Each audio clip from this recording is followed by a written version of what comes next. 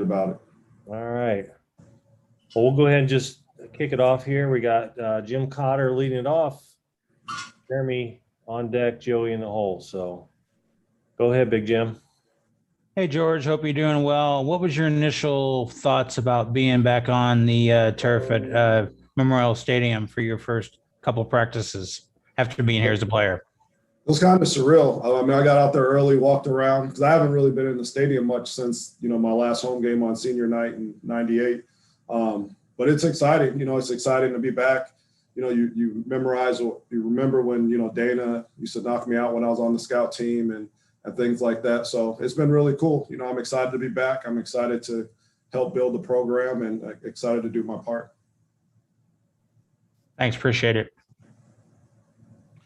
Hey, George, Jeremy from 24/7 Sports. Just wondering, what have you noticed about your wide receiver room so far and what sticks out about that group? I think the biggest thing, they're really hungry to get better. There's guys in the office right now trying to get prepared for tomorrow's practice. They're very resilient. We threw a lot at them on Tuesday and they came back and responded well yesterday. So I just been excited about the hunger they have to get better and their desire to keep developing and keep pushing their selves forward. And Coach Bielema said it was your idea to bring Caleb Griffin into the room. Can you tell that story of what you saw and the Danville kid to bring him in? Well, we saw it was really Mark Terrasani. Like, he's the one that gave me the courage to go ask Coach Bielema about it. We were doing the morning conditioning in the stations and he was beating everybody. And, he's long, he's athletic, he has really good speed. So me and Mark were talking one day and he's like, hey, Caleb's over there. He might be able to help you out. So he kind of pushed me off the diving board and I went over there and talked to Coach B about, we're a little bit thin on the outside receivers. So, Coach was gracious enough to loan me him and see where we can go with it. But he's done a nice job. He's a blank slate. He's always coming in early in the morning, trying to learn the plays, learn the skills and learn the technique. But he has, he's a natural athlete. So I've been really excited working with him. It's a really fun story, but is there an expectation or what should our expectations be about him there? My expectations, we need to score some touchdowns for us. Everybody, the one thing that I respect about Coach B and the one thing he's told everybody in this program, that everybody is competing. And it doesn't matter what you did last year or what all the things you've done in the past is what you do every day and the days you stack that are good days to help us get where we want to go. And Caleb's a guy, like, he has good length, he has really good speed, he has good ball skills. He caught punts in games last year. So I mean, he's a great athlete. So it's been fun working with him, and every day he's gotten better, and every day he's gotten more physical, and every day he's made a play and he's found a way to play with great effort. So I'm excited to see where this spring goes with all the guys, but especially with him, and see where we go going into the fall. Thanks, George. Hey, George, this is Joey Wagner with 24/7. This roster of wide receivers maybe doesn't have a lot of college game experience. What's the key for you to get them ready for maybe a bigger role than they've had in the past come August? I think it's just daily development, right? We're just trying to get better every day and continue to grow them. You got to start somewhere. I wasn't a coach till I got my first opportunity. It was the first time I was coaching. So I really don't worry about the game reps. I just worry about the preparation. The one good thing is between Bart Miller and Ben Miller, I know we're going to have a good run game. So maybe it'll take a little bit of pressure off of us, but we're excited to get going. And they, like I said, Tuesday was a great day because it was the first day. Yesterday was a better day because we improved our technique and got in better position to make some plays. And if we can continue to get better every day, as a position group, we're going to make the offense better. And if we do it as a team, we're going to be better that way. So all we've been doing is focusing on the next practice, which is tomorrow, and just keep growing and developing the skill sets. And is there like a specific moment that sticks out to you that you thought like, okay, these guys are really starting to buy into what we want to do? I mean, was there kind of that pivotal moment in these first 8 weeks that gave you some pretty good hope for this group? Well, when they caught the first pass from Coach Peterson's quarterbacks and routes on there, I thought we had a shot. But, Tuesday was rough. It was the first time we had been on the field together, the first time we did some drills together. The DBs kind of got their hands on us a little bit. So when we came back yesterday, we had another individual period. We were able to work on some different skill sets. And then when we got in the same situations that we were in Tuesday, there was an improvement in terms of getting off the line of scrimmage and getting in position to make plays. So for me, I see them getting better. And the one thing I always chart is who's coming back on their own to study, to watch tape, to ask questions. And a lot of those guys are coming in after they're done with classes or sending text messages or coming in early in the morning to try to get extra coaching and teaching. So, that's what's encouraging to me, just because I know that they are hungry and they're trying to push themselves to get better and be prepared for every practice. Thanks, George. I appreciate it. Hey, George. Colin Likas from News Gazette. Good to see you again. I know we just talked about Caleb. A little bit, but are there any other guys who have especially stood out to you so far? Through, I know, just 2 practices, but for any particular reason, any guys who have really impressed you in any fashion so far? Donnie Navarro's done a really good job. He's played at a high level. He plays fast. He's made some plays, and he's I'm still getting used to these guys, but he's a very serious guy in terms of his preparation. He's done a nice job. Carlos Sandy's made some plays. He's been really consistent. Delvon Campbell has had a good couple days going up for competing for the ball. Kamari Thompson's done a nice job. So I think all of them as a group. Brian Hightower's done a lot of good things. Owen Hickey's made some plays. Ty Lindemann had a great play yesterday. So I think as a group, and I'm big more into the group of guys. I think the more we can play as a collective group, the better we're going to be. I don't necessarily think we have to have one superstar receiver. We just have to have guys who can catch the ball, who can create separation, and who can continue to move the chains for us. And as we continue to develop, those big plays and explosive plays are going to come. Coach Peterson calls really good plays. We got really good running backs with Coach Patterson and his. So it's just a collective group of a team playing Illinois football and Illinois offense, and not worrying about who's getting the credit for it. And then Brett mentioned to us, I don't remember exactly when, but it was after the first practice. He said he kind of took you coaches aside and kind of showed you video of you guys coaching from like back on Tuesday. What was your takeaways from that? What did that kind of, I guess, mean to you, if anything, to kind of see that and get some feedback from him on that front? I thought it was awesome. I mean, it's a reality check, because we all think we're the best at what we do. And then to have coach come in and he's great. He's not necessarily grading you, but he's hey, George, I think we need to improve this. I think you can do that. And, I've been coaching, I think, for 20 some years. And that's the first time in that type of setting that a coach has really brought me in and coached me on how to be a better coach. And, I think that's one of the reasons, I wanted to come be a part of this staff and come back, was because of Coach B.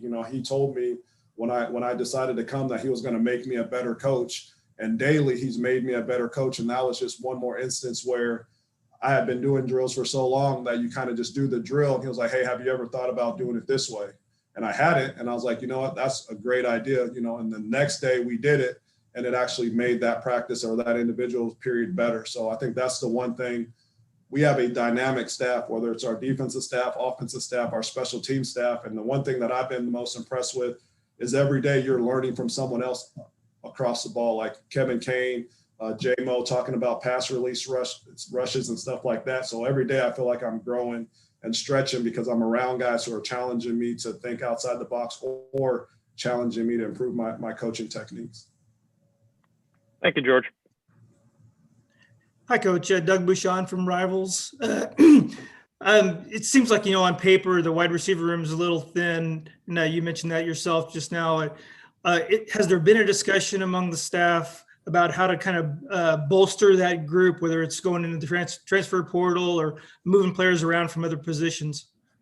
I think the biggest thing and the lifeblood is just recruiting. I think we have some guys that we're targeting. Pat and Nate McNeil do a great job of getting us prospects. So, we're trying to keep the best kids in state. I think there's some good kids in state that can catch the football. So we're trying to get that and develop the guys we got. Obviously, the transfer portal has changed college football. So we're looking for guys, in our normal recruiting areas and stuff like that. But I think the biggest thing that I can do daily is get the guys in the building better. They deserve the right to get coached hard and develop them hard. And once practice is over, everybody on the staff is recruiting hard to continue to get this next class together and find the best players to keep building it. So I think it's twofold. We're going to recruit, we're going to develop. And if there's a guy that's playing another position that can help at wide receiver or help somewhere else, we're going to look into that. And that's Coach B's philosophy. But then we're also going to try to go out and recruit the best players that we can, starting with the state of Illinois. Coach Bielema has been pretty aggressive adding players to need positions like linebacker, for example, running back. what's the scholarship grid look like right now? Or do you have some flexibility to add a wide receiver between now and next fall? That would be a great question for Pat Embleton. I think there are some ways. I think right now we're just trying to get our team better that we have and try to get that 22 class situated. That would be something that Coach B, he writes the check. So if he gives some money out for another receiver, I'll gladly use it. But right now we're just focused on having a good spring and, just like I said, stacking great days together and developing the guys every time we get an opportunity to be around them. Great. Thank you very much, Coach. George, in your 20 plus years of experience, what changes tomorrow when the pads go on? I think we sometimes, or at least I sometimes assume that there's more of an emphasis on the guys closer to the line of scrimmage, the bigger guys. But what changes for you and how you coach technique as the pads start to come on? Really, nothing really changes technique wise. I think we always want to be a physical unit. We always want to make sure that we're competing for the ball. I think what changes is you really see who's going to do it. I think everybody's is fearless when you're not going to get hit. And we're going to protect our guys, but when you put the pads on, there's going to be some contact. There's going to be, some touching of each other. So I think that's where you're going to see who's really going to go across the middle and attack the football, who's going to go up when someone's on their body and make a play. So that's what we're most excited about. And who's going to block the safety for Coach Miller when we're running zone. So you're going to see who's going to go be a physical player and play the style of football that we want to play here, in a controlled setting. So I think that's why the first day of pads is always a good indicator of what type of player that guy's going to be, because you're either going to put your face in the fan, for lack of better terms, or you're not. And we're looking for guys who are going to go put their face in the fan. Thanks, George. I appreciate it.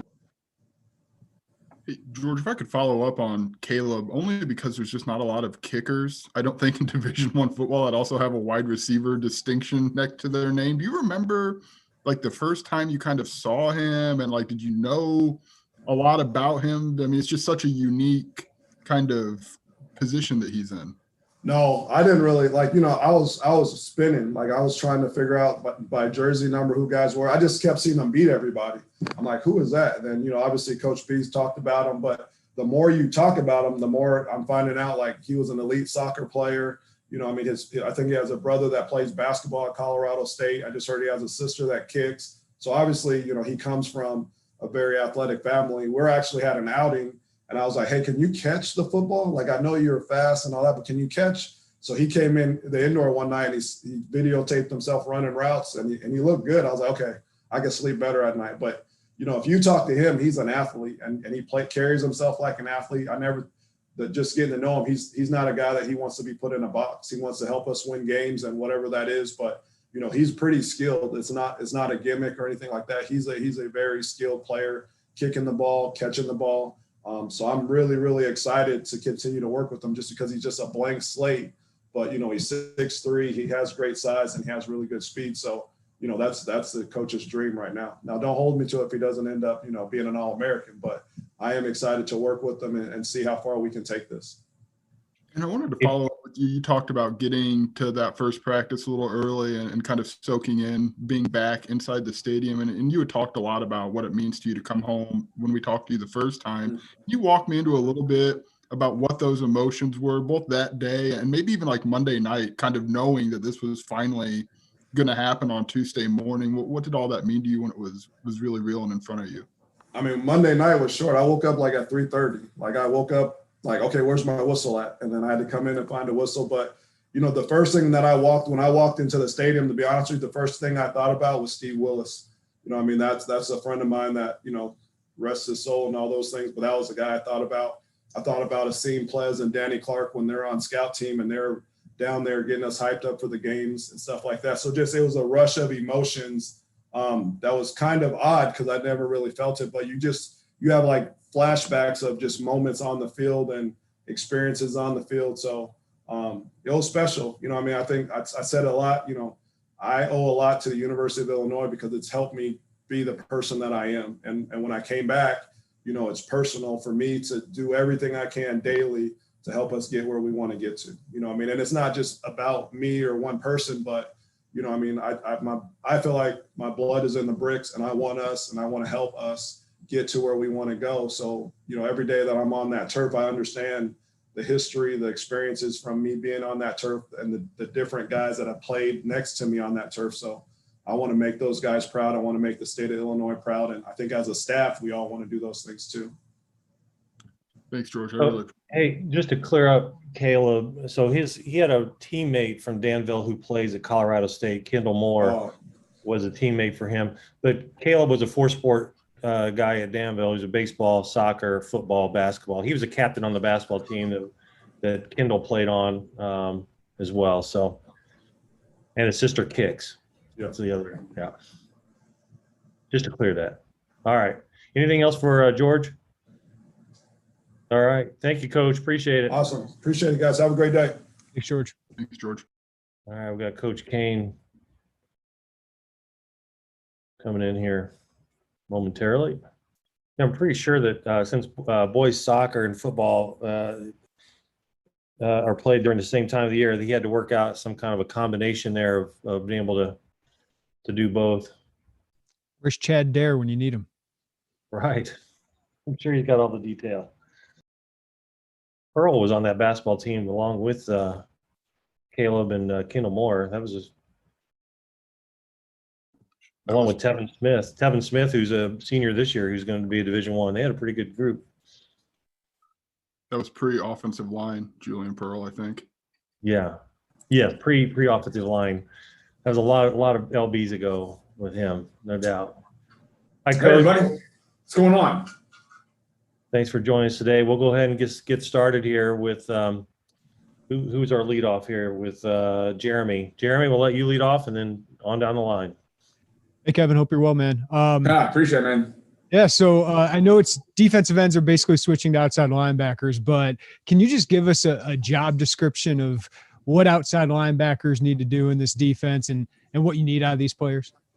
Yeah, so the system that we're putting in right now, we're pretty multiple on what we're going to be able to do. So they have to be able to rush the passer, they have to be able to drop in coverage, they have to be able to play in the line of scrimmage on 3-man, 4-man front systems. So it's pretty multiple, and the guys have really been enjoying the process. It makes them a lot more marketable. Guys like Owen and Isaiah for their body types for the next level.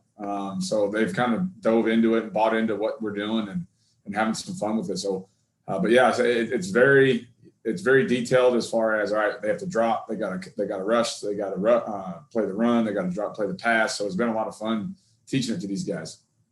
So what is the biggest transition going from a 4-man front like they had, hand on the ground, for Owen, Isaiah, Seth, those guys? Like, what's the biggest things you got to transition? That's it. I would say right now, it's just getting to playing in a 2-point stance is a lot different than them playing in a 3-point.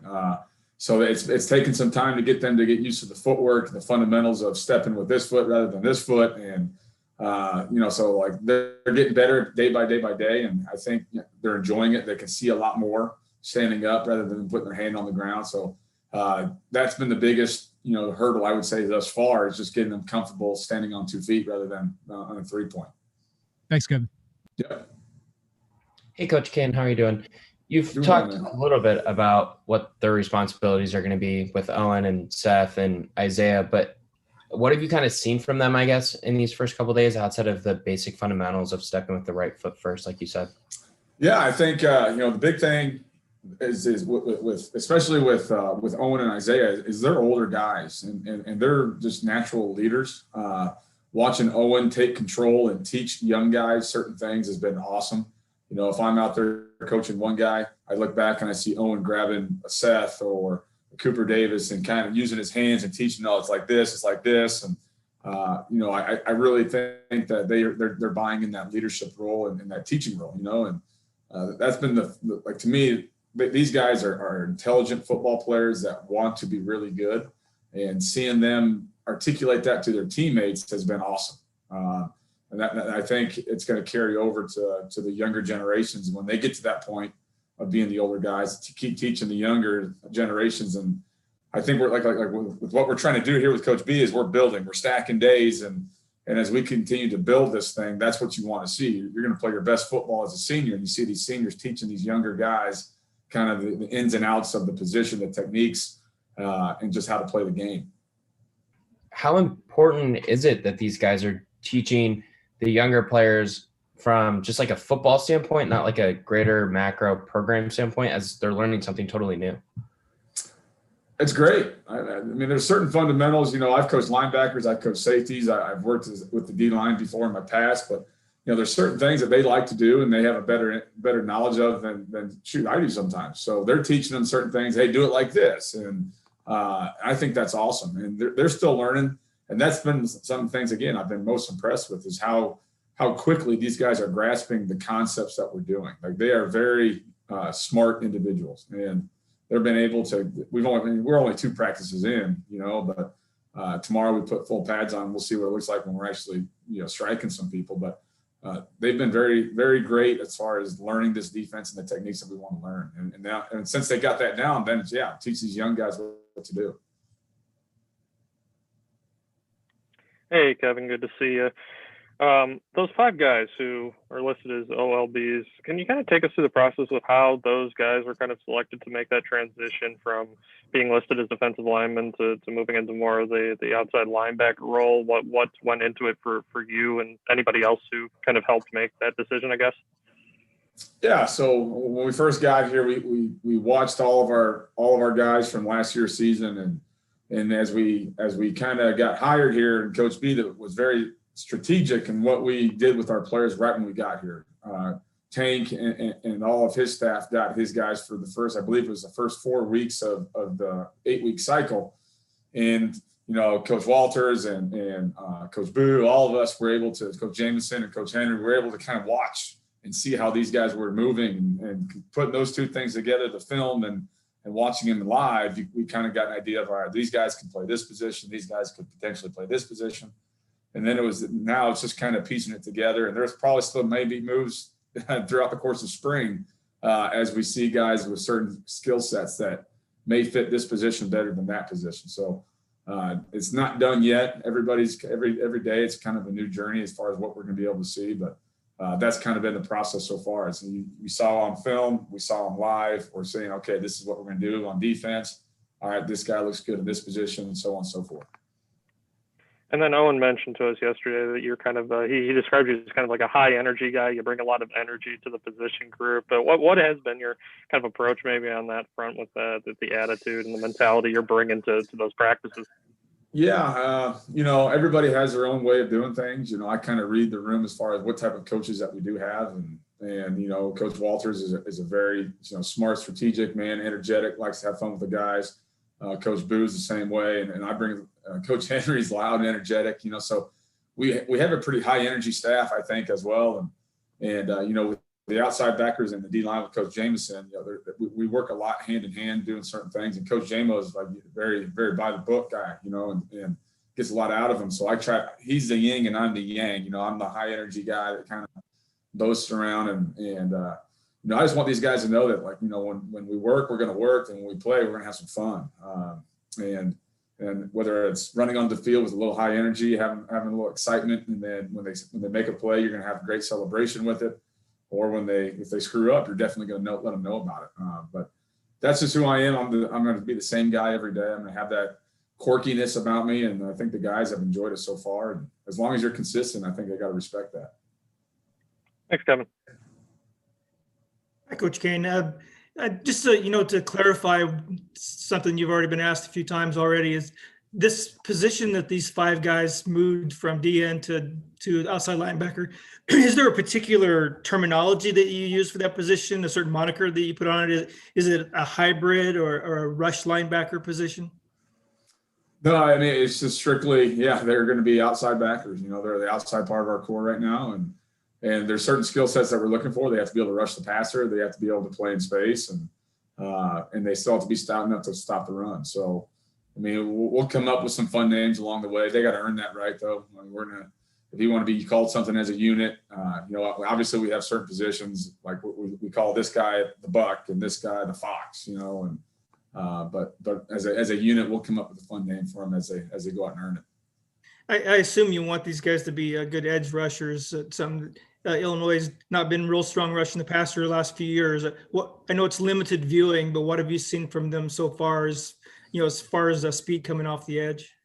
Tomorrow we'll find out for sure. We've been kind of just in helmets and t-shirts the whole last 2 days. We haven't had a lot of one-on-one pass rush. We haven't done a lot against the offense, but tomorrow we'll have a good idea. We'll have a lot scripted and a lot of competition going in that sense with pass rush and certain situations. So, I think they have the tools. They want to be really, really good. We've studied a lot of stuff here so far, and we're going to continue to study great pass rushers and what do they do differently. And the system that we're going to put in place is a very attack style system. Where we've blended a lot of stuff that all of us have done at previous places. The places where I've been in the past, we've led the country in sacks and TFLs, and we want to bring that here as well. So I think the guys are excited about that. And tomorrow I'll have a better idea of what we can do. Not to monopolize your time, but I do have one more. That recruiting wise, you're going to want to recruit to the system, I assume, with the 4 linebackers. What's the feedback been like so far out on the recruiting trail, and what kind of profile are you looking for these outside linebacker positions? Yeah, so far it's been really good. Like I guess if you ever look at the profile, you have to have every year you're trying to get better than what you already have. So you look at like Isaiah, you look at Owen. Those guys are 6'3s plus. And right now Owen's almost up to 270 right now, and Isaiah is 245, 250. So you have to find guys with length and quick twitch, the ability to rush the passer, and then also drop out and play in space. So that's kind of the profiles that we're looking for. But obviously, a good football player is a good football player. There's always going to be an exception. But yeah, that's always been my mantra and my method of recruiting is, can this guy be better than what we have already? And if he's better than what you got, then you got a chance to be really good. And so every year you keep building that, and that's the standard you set. You have a chance to build a really good program. Thank you. Yep. Kevin, your alma mater needs a head football coach. They need an athletic director too. I was just I wouldn't be doing my job if I didn't ask. There's been some reports about your name being tossed out. I don't even know if that's educated or not, but if your comfort level of talking about that situation and how you see that kind of playing out. Yeah, I mean, you can ask. Shoot, nobody's called me. Nobody's told me anything. So obviously what you said is pretty accurate. So, at the time being right now, I'm at the University of Illinois and I'm fired up to be here. So that's all nobody's ever talked to me yet. So we'll see what happens, but I'm here. As a guy who played there, I was just curious if you have conversations with other friends that you might have had, former teammates, stuff like that have a passion for that place. Oh, sure. Obviously it's your alma mater. You want good things to happen for it. When I left the place, we won the Orange Bowl. So I've seen it at the all-time high, and I've been there for an all-time low as well. And it's so all my teammates that I still keep in touch with, we all always are saying, hey, how can it be better? What do we need to do to make it better? So I mean, that's your alma mater. You want it to do well. So thanks, Kevin. I appreciate it. Yeah, man. Hey, Kevin, I'm curious, in those sessions that you guys watched your players with Coach Tank, and as you guys went through film of last year, what's the key, or how does it push you guys as coaches to take those data points and kind of create the bigger picture? What was that process like for you guys? Oh, that's kind of the fun part. I look at football as a giant puzzle, and how do you put the puzzle together? What piece fits where? It's the same thing on defense. You're a part of the puzzle. If you're in the wrong spot, guess what? There's a hole in the puzzle, and now there's somebody running down the middle of the field. So it's the same as with putting this thing together from a personnel standpoint. Is first off, what do you want the puzzle to look like, and then how do we find those different pieces? So I think everything that Tank's been doing downstairs and his staff, and then how Coach Bielema has implemented this thing and what we want to accomplish, and it's a work in progress. To this day, we're trying to find those pieces and get the right corners and edges in there. And, we're taking those data points and we're matching it to this and trying to match that to what our scheme wants to be like. And that's the fun part, though. I mean, we're putting these guys in the right position to have success. And that's always going to be the common denominator is how can we be successful? And is this what's going to be the best thing for this individual and for this team? And then how, if at all, does your coaching style change? I mean, you got guys who are adjusting to a kind of a newer position with this group of 5 guys who are defensive ends versus, a system down the road where you have guys who are already kind of acclimated to that. What do you do differently, if anything at all? Well, you teach them, and you talk and you communicate with them. I don't think I'm not going to change my style of how I coach or how I do anything. I'm going to read the room. I'm going to adapt a little bit, but I am who I am. And I think those guys have come to realize that, I'm going to treat guys with respect, and treat them like men and until they have to be otherwise. But, I think as the system grows, you still got to teach kids, that's college football. Guys leave, new guys come in, and the cycle repeats itself. And it's good for the older guys to continue to hear the old stuff that they think they know already and listen to it again. And that's how they get better. So we're going to continuously teach the fundamentals of football and the fundamentals of our scheme. We're always going to continue to sharpen the knife as far as what we're doing. But teaching that to these guys is always going to be, it might get boring, it might get repetitive, but we're going to continue to do that. Thanks, Kevin. Really appreciate it. Yeah. All right, Coach. I think that wrapped up everybody's questions today. So appreciate your time. Thanks for joining us. All right, guys. Freaky Friday. Have fun. All right. Thanks, everybody, for your participation. Tomorrow's open portion of practice is 11 to 11:15. So 11 to 11:15 tomorrow at Memorial Stadium. So thanks, everyone. Have a good evening. Thanks. See you.